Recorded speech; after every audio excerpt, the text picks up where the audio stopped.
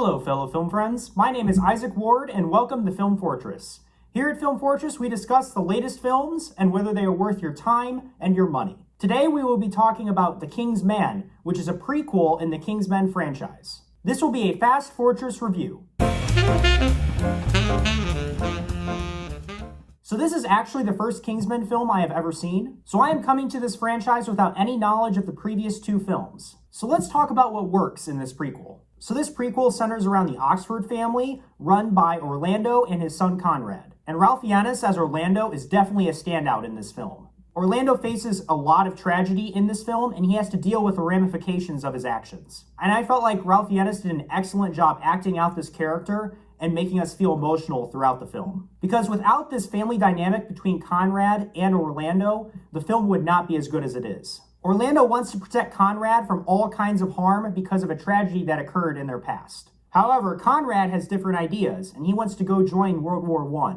As a result, there is a constant conflict between the father and son throughout this film. I also really enjoyed seeing Rasputin in this film because he steals every single scene that he is in. This film goes absolutely crazy anytime that Rasputin is on scene, and everything is very unpredictable, which I would like to believe is how he was in real life, but I am not sure if this film is entirely historically accurate. I also really enjoyed how everything was kind of connected to World War I and the assassination of Archduke Franz Ferdinand. It made things more interesting, and I actually learned some things about World War I that I didn't know before. So surprisingly, this film is kind of educational. However, I do have some issues with this film. Let's talk about them. So although I kind of enjoyed the World War I aesthetic of this film, oftentimes it feels like the writers were trying to make 1917 instead of The Kingsmen. So at times the tonal differences kind of took me out of the film because I was like, I paid for a Kingsman film, not 1917. But if you are a history buff, you will probably really enjoy this movie. However, I'm not as much of a history buff. I was more there just for the action, blood, gore, guns, and knives. Thankfully, there is plenty of that, and the action sequences are actually really good in this film, but they are few and far in between. I especially love the final action sequence on top of a hill with a bunch of goats.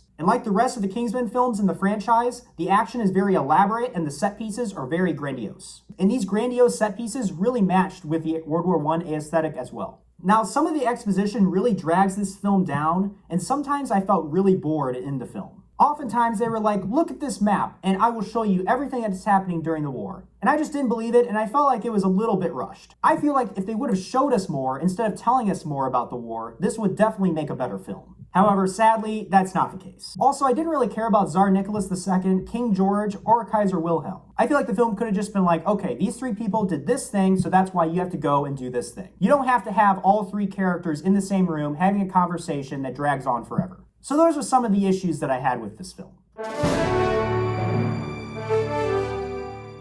So I'm going to give The King's Man a 6 out of 10.